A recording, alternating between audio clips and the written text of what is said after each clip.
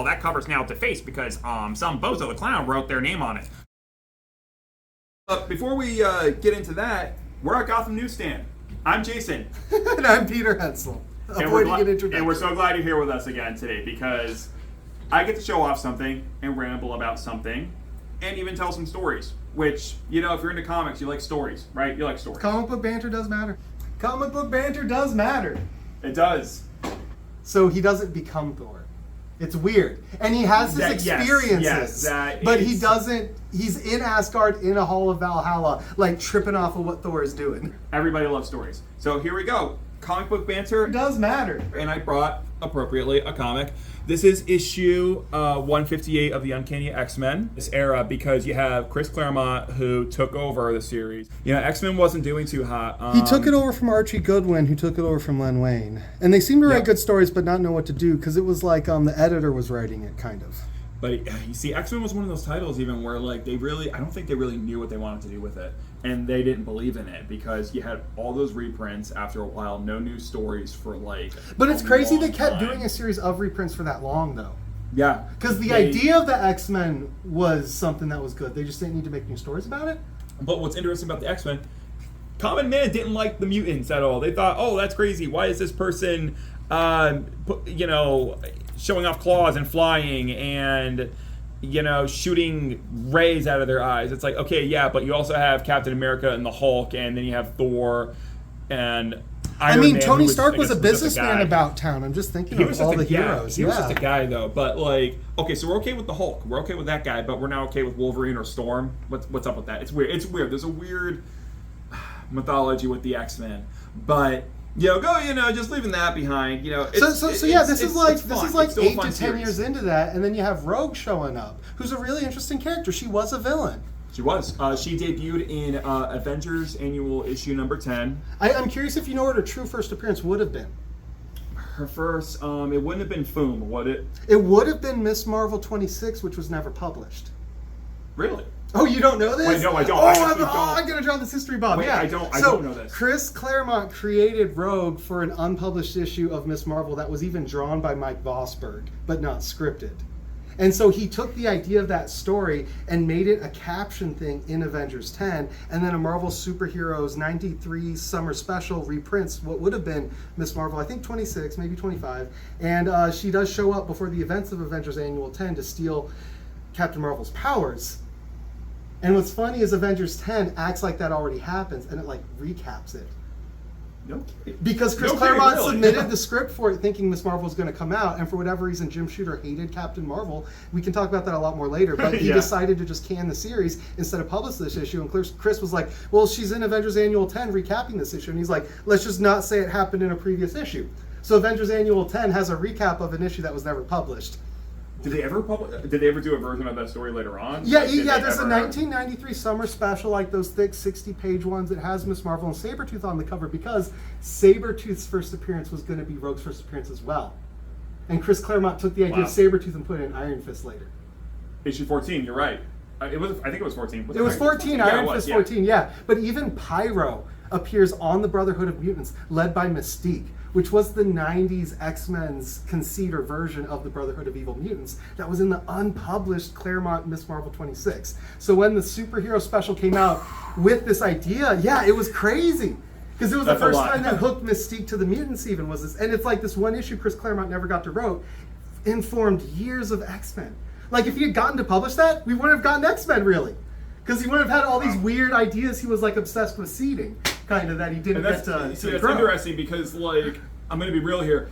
Claremont's run on X-Men is the definitive X-Men. Yeah, I love the Lee Kirby stuff. There's some fun things and very monumental events that happen, but I feel like the Claremont stuff was edgier. I feel like there were more risks being taken. So Rogue herself was a villain. Better. Yeah, the interesting thing about her, she stole Captain Marvel's powers. She has the power to steal other people's powers. She isn't a flying, superpowered mutant. Although people confuse her as that. Yeah, that's her whole gimmick. And there's a lot you can do even with that as her as a villain. But, right here, this issue... It takes place after 2 ROM issues where she appears even, I know. Oh, man. Yeah. Good old toaster head. But... this issue here is her debut in the X-Men title. As an antagonist. And look, she's knocking out Wolverine right there. girl bossing right there on the I cover. mean, that's how Wolverine likes it. He likes women that can slap him around. Well, let's take it out then. Can we open it? Of course Is that we what we're can gonna open do? it. Can I Yeah, open it? I'm the comic store opener. Yeah, we can do that. Oh. There we go. You did that flawlessly. How did you do that so flawlessly? Practice. Oh my god, you're almost like a collector yourself. So we were talking about reds a lot in all the videos we've been talking about. You can really see it starting to fade on this cover, a little bit of the red. That's just and something you fading over time. kind of need to expect with a lot of old comics. And the black up here is fading too, because the black was made a rich black with all 4 frequencies making it, and that's part of it fading. And that's also why I got it in Mylar. One, to help preserve the signature, but also because, Live ink. Live ink, but also reds, you got to be careful with them. You Hulk 181 owners out there, I used to be one, not anymore. It's not supposed to be orange. Yeah, it's supposed to be red. It's supposed to be red cover. So we're going to be, this one's in pretty decent condition. So we're going to be very This is a Cockrum careful. one, right? Yeah, it's Cockrum Cockrum. and Wyasek. Probably my favorite artist on the X-Men, Cockrum. Oh my god, he's the man. He is the man. Look at that. The life that late. The life that late. Hold on, I'm upside down. We're gonna edit this part out. The life that late I let. Wow, what the heck was going on when they wrote that one? Yeah, who remembers that title? Chris, I got to talk to you about that again. So it's interesting. You see pink as a shadow color here. Very interesting, yeah. And then even some purples. You got some purple tones there, some violet, But you do notice it's the low density kind of dot lines that makes the purple. They never do a tight purple color, like you were saying. Right. Yeah, you're right. You can clearly see the color dots. They should have made him purple so we can call him the purple people eater. I guess they didn't want to do that because you have idiots like me saying that. Here we go. We got Kitty. We have Danvers over there, I believe. We got a lot going on. Oh yeah, she showed up in so many of the issues around this time. And then she became binary in one in the Brute Saga coming up. She did. Yeah. She changes her powers. It's a whole long thing I don't want to get into. There's a lot when it comes to mutants comics in general. There's a lot. I'm just gonna say the Starjammers was supposed to be binary Captain Marvel with Cyclops' dad, the Corsair. Yeah. Yeah, and it was supposed to be them, like a couple. Right. It was kind of. Look at that bed. That is a cool bed.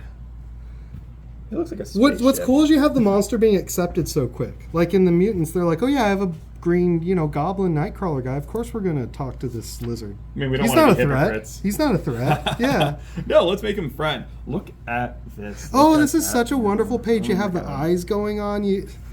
It's crazy how big an advance that is. Yeah, because you have to visualize something like that and then draw it and put it on a page, and then someone has to ink it, and then it's like everything has to match perfectly. Like, look at this kind of almost looks like a Silver Surfer kind of look, with the very pale white and all the cosmic. This is Carol Danvers Right being powered up to the binary level. That is. It is. And it's cool because you have the psychic powers of Xavier and like the body energy that empowers her. And that allowed artistic achievement or improvement because they tried to express psychic moments, gaining a weird power, like with the lines. Like it's cool. It's the medium doing its job. It's perfectly illustrating all this going on. Because it's kind of like a young woman becoming an adult woman in some ways because she's gaining power and going off into space away from the people that have not treated her well. Because at the time, most people don't know this, but the Avengers let her live a life where she was brainwashed by an evil villain, and they didn't even want to save her in the Jim Shooter Avengers run. No, Jim. And with some ideas, that guy. The annual 10 is about her leaving that relationship. But, yeah, there's a lot you can get into when it comes to this era. You just have so much words per page. I would skip these when I was a kid, and I still thought it was a cool comic. Yeah, that's the one criticism I will give.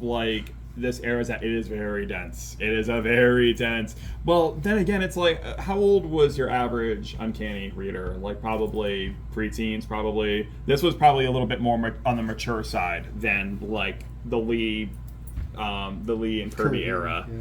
Definitely. Very much like a soap opera, sort of. There's a lot of, the action is there, the adventure is there, but there's also relations, there's also talks of politics, there's a lot of very political heavy, comic series. There's a lot that gets in there, and then there's so it's also, really here that we started to see the civil rights metaphor for mutants come out. It wasn't in the first issues that they were kind of it was a minority. It was a very toned down version of what we would eventually get. This is more fleshed out, I would say. This is a more fleshed out commentary on. What's on crazy that. is you see them without their costumes so much. A whole lot. It's almost like the movies. Yeah. Oh man, it's because it wasn't really like that even in like the older like Silver Age era too. They were always in their costumes. Yeah. Like they were hanging out at the mansion in front of a TV, but they were in their costumes. So Exactly, which is funny. Yeah. Or they were in one of those like big panorama rooms that Kirby liked so much. Yeah, every room is super wide if Kirby draws it. Oh, and then look over here. You have all your comic book retailers over here, and then because at this time was when the direct market was starting to form, so it was a really special deal. And then they had comics that you couldn't get at newsstands, but like Sandman, the Endless. Yeah, you couldn't get. You had to go to a comic shop for that. But now this is 1982, I believe. Okay. Yeah, I believe this is 1982. Now we're in Texas, San Antonio. Here's Texas, Lone Star Comics and Science Fiction. You know who those guys are? MyComicShop.com. MyComicShop.com. Buddy Sanders and Conan Sanders. Yeah. Somewhere in my collection, I have a Tales to Astonish where it has the big, fat red stamp on the front, not the cover, but the first page where it says the Lone Star Comics. I'm like, wow. Oh, hey, that's a piece of history. Because, I mean, That there's never like left 10, Texas, 15 probably. businesses that have kept going from then to now that still exist, really. They are one of them. You Yeah. know, I every now and again will make an order from my comic shop, and they have a. I was so peeved I was too. gonna, but their Turtles number 2 I was gonna buy was all out of stock. I was The excited. devil, I was you say. excited, yeah. And then, here we go. Here's our girl. Here's Rogue. And there she Yeah, is, so all you have the evil obsession with Captain Marvel showing up here in this issue. With Rogue, too. Because Rogue stole some of Captain Marvel's goodness. And she psychologically remembers things while also being this kind of mischievous youngster. It's a real interesting issue where you see her kind of take responsibility for having been a villain earlier. I remember this comic. She goes away, and then 171 is when she realizes, oh, they were trying to help me. I shouldn't have fought them. Yep. It's And a real then special she book. becomes part of the team almost instantly. Really, really Is that good her stuff. kissing A lot Wolverine? of- That's what that looks like. I Yeah. think that's what that is right there. And then the And then- kiss is the energy lines. Yep. I like this one. You got him just coming at her like, wah! Like they're wrestling right there. Well, she Wham! did punch him on the cover, so he deserves. Yeah, he needs to have something. Oh, this is Yeah, Mile High was around then, Mile around High. now. It's crazy. Back when their prices weren't so mile high. Go. Yeah. Do we want to stay on here much, or? The only thing I think is funny right here is that Giant Size X-Men #1 is listed as a $60 comic Ooh, book. you could buy that then. Ooh. $60 for a giant size. That's like several grand nowadays. What that book is going for. Yeah. I mean, condition, you have to consider that. But Howard the Duck #1's $12. I think that might be the same value.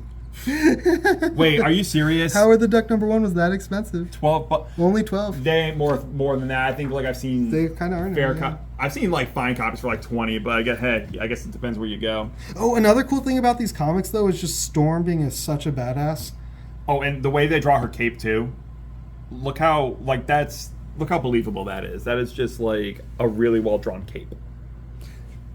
That is just really like she carried the X-Men. I think like during this era especially she carried the X-Men. Like those early issues, like they were just so good. She goes from being young to being slightly like in her 20s. She goes from like being age 15 to 22. Yeah, I always wondered the these years. timeline with these comics. Like even There's a moment when Jean sees Cyclops and Jean Grey on a date, and it's like before she can really date people, and then you can clearly tell like 30 issues later that, oh, she might have started dating people by this time. Of course, in the back, in the subplots, which is the cool thing about the X-Men, there were so many characters that they got forgotten about for issues at a time, and it became a storytelling feature when Chris is like, hey, let's fill in that time and say they changed. yeah. You know, instead of like they just stayed the same like when we didn't see them. And I love how he reintroduces the characters as older when they just paused from the series for a while. Makes it a little more believable, I guess. Yeah, and Storm is the big one who really does age and grow. Yep. And Kitty Pryde too, but she kind of stays younger. I like that grump, and then boom. Like, oh yeah, this is a Nick Fury tie-in too. Is that Nick? Yeah, he is. Yeah, he is. Yeah, he is in this one. Just great how everything crossed over. It's funny, the Endless poster that we talked about in another video recently kind of has this color, like, of the aged page. Because at the time in 92 when that poster was made, you saw old comics from the 50s, so you kind of had a sense of...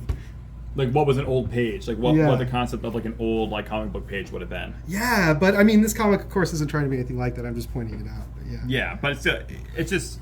You know, so if you want to see this white here, do you see how it's a little bit more whiter than, like, the page tone? They would actually add a little bit of blue and yellow to make that white. Really? Yeah, they would have a white because color. this paper wouldn't have been like pearl white, right? It wouldn't have been like... It would have had noise on it. It wouldn't have looked like this. This is age, from like, 40 some odd years or whatever. Yeah. This would have been actually a really good decision to make, because that looks like white. Like, yeah, it comes across as more white. Like that looks like white. And so what happened is that this is the blue frequency, and they just drop out the yellow to give that blue highlight on this glove. Look at that. So that's a yellow, blue, white, with just the yellow ducked out to make the shadows. So we're not even just show and tell. We're show, tell, explain. Show, tell, play. We're educating. Boom. I still like crump. like crump is just a really good sound effect. And they're using the sound effects to guide you to where you should be reading too. Like it's it's a real good usage of design. There's a lot that goes into comics, page composition and all that. It's all a science almost. Blam.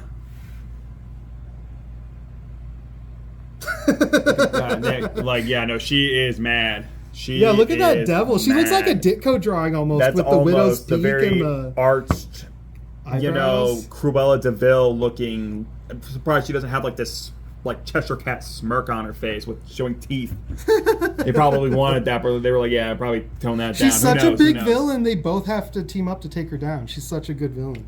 But look at this panel right here. This is kind of like an artist's nightmare, is fitting all these characters in a very, very, very, very, very small panel. And they're all at different points of view, so they have different proportions. You see Wolverine's smaller, like his head is only like a tiny little bit of Nightcrawler, and it's all well done to pull you and put you in that scene. Now, granted, as an artist, this sheet of paper was... Well, it's about twice size. It was, it was like, I forget what, there's an actual term for that, but it would have been it was like 11 by 17 with trim on the inside. Yeah, kind of like those big prints you see at cons, that size. But when you're looking at it, as a reader, it's like, oh wow, they had to cram all this stuff in a little box. Well, the box would have been a little bit bigger than that, but still. They have to think about it reducing still. They have to think about the line work reducing. That all had to be in consideration, even when it comes to coloring. What's crazy about me is Captain Marvel ends up putting on normal clothes at the end of this issue, though. She does. And then it's still about her. Like it has like 3 pages everybody about else in her. Spandex and capes and flowing hair and whatnot. Look, and she's in there to erase her data. This is totally a secret Captain Marvel issue. I bet you Chris Claremont had plans for her to do this later too, because she erases her file so she could go into space and people won't know. But that's also a good writing tactic too, because you can always just add like a little tiny glimmer of something that could eventually be a story later on. They did it even in the Silver Age with Marvel, because you have to. You know how like in those old like Stan Lee, Jack Kirby comics where there would be like a blurb, like an asterisk next to a word or something that a character would say, and at the bottom it'd be Stan's little yellow box that reads something to the effect of, "Oh, remember last issue? Remember 5 issues ago? This is a reference to that." It's like, oh, okay, so we're jumping around a few issues to reference something else. You gotta have a little wiggle room, but also look at all these words. Look at all. Oh well, yeah, it's a whole whirlwind of words. I remember I read this in black and white essential format, and I skipped almost every word. I'm gonna be real with you. I don't blame you, because this panel right here kind of makes me mad a little bit, because it's half art, half words. Yeah. You could have condensed that a little bit. I'm usually kind of whatever about editors and comics, but this is one of those cases where it's like, maybe they want X-Men to be a more mature comic, so add more words, but it's also a comic. You need art. You can't have more of one than the other. You have to have art, and you have to have, you have to have enough words to get the point across. But holy crap, is that dense? Yeah. But you have this really good dynamic shot of Storm right there. Like, that's a really, really striking image. And just the way he conveys the force of the tornado, like, that's tough to do. Yeah, like, she's going to Oz. She's going to be seeing the Tin Man soon. Let's see what we got here. Yeah, almost on the last page. Actually, right? I think that was. Yeah, that was. That was the last page? No, No, we got one more. We got one more. Up. I'm pretty sure we got one more. Yeah. And of course, next issue, Dracula. Come on, that's cool. Ending on tanks. And then you can see the yellows fading in this thing. Like, is that yellow supposed to be? Would that have been solid yellow right you there? You think it was maybe? Been... No. You can see it's Warbird. You can see the bolt. You can see the hair, the eyes, the mouth, the chin, the shoulders, the hip. I never even would have guessed. Wow. Yeah, that's totally supposed to be a yellow line work, but that shows you how hard it was to print and plan. Because you would have to give this information to a printer and like hope it came out right. Like, you didn't get to email them a proof and be like, hey, how'd the yellow look on that one panel? Like, but also, in this day and age, it was like print in. Yep. But also back in those days, like, these colors that you see were not the colors that were selected. They had to be. Yeah. Didn't they have to be like a lot brighter? I think. They would try and make them higher frequency for the yellows and the magentas specifically, because just oxygen eats away over time. Yep. And just the colors fade. The material that the ink is made out of. But even like paper, elements. Like we have it so easy today with like printing. But like even the kind of paper that they were printing on, you couldn't have like certain. You couldn't do certain colors by just selecting 100%, let's say blue. You had to like tone it a little bit to get like a navy blue. You get what I'm saying? Because that's not a Spider-Man costume blue. Oh yeah, this probably has a little bit of K value and a little bit of red. Oh, look, probably has a little bit of red. But here's a better comparison. Just a little bit. Look at the Dracula. Look at the blue in Dracula, and then look at her hat right there. Yeah, those are different blues. Those are completely different. This is like a little more. I think that might be 100% blue. It might be 100%. You would say that's probably. This is probably. I think so. You know what? I think it's 100% cyan. But this one is definitely not the case. Yeah, it's probably going to have about 25% black and maybe just 5 or 10% magenta. They would have house colors. So if a printer got like, hey, you want this to be navy blue, Marvel had their own navy blue frequency that was similar to DC's navy blue or Charlton's navy blue, but it wasn't. But different just by enough. Yeah. Just by enough. And so you see the test sheets on top, and that marks which color guide the printer was supposed to use. Yep. So. Yeah, so this is like, you see, comics, it's interesting when you're a collector because you're almost kind of like an archivist. You're archiving, so talking about this thing also, again, you see this with the pink one and you see it with like a blue or a red one because they were printed locally. All these comics were made at about 4 to 7 different printers that sent them locally to the distributors. No kidding, really? Yeah, it wasn't just one print run at one place. Really? Really? Profoundly, yeah. So how many...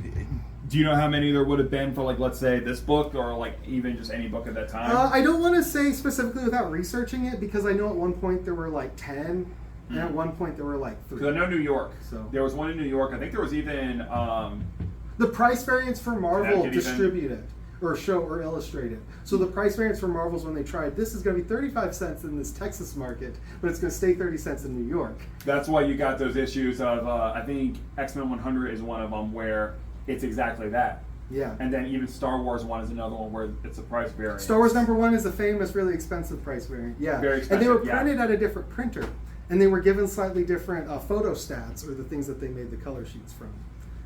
So interesting. But I wonder if that really would affect the actual, like, how many were printed under the 100%. So, like, New York may print 20K, but then Texas might only print 5K. Or, 80K and 20K. But it would be wildly different. So you have some with different test registration things that really, really obsessive people will be like, purple's the better registered one. You need to get the purple copy. So now what I'm going to do, I got to find another copy of this Yeah, with the one. different test colors so you can see a different printer print the same thing. But another thing, you see I got that diamond right there that says 60 cents? Sometimes that'll be like a full square. you wouldn't get like that diamond shape in the And top and left they corner. actually sometimes would do that to the different printers. There are some that just have a different trade That's dress. why. That's And I why would they did obsess it. being like, there's no price variant for this issue, but I have two different ones, and it's like, oh, one guy's just got the diamond one, and one guy's got the square one. And you want us to get even nerdier? Okay, see Spider-Man right there? See that little box? Sometimes that's a barcode. Sometimes that's a barcode because of what you said earlier. Newsstand distribution method. Yep. The barcodes mean a grocery store got it and it was returned if unsold. So Yep. the barcodes typically are more rare. Yep. But these are often, people want the Spider-Man face. I think I like the Spider-Man a People- little bit more. I mean, come on, it's Spider-Man. You get more art technically. But yeah, that's my little show and tell for today. Chris Claremont, he got to handle this book, and was now very we careful did with too. it. Yeah. Oh, he was careful. He was very careful with it. Professional guy. Well, hey, Chris Claremont, a good guy to sign your comics. He is. Gotham Newsstand, a good place to listen to chatter. I'm Jason. Comic book banter matters.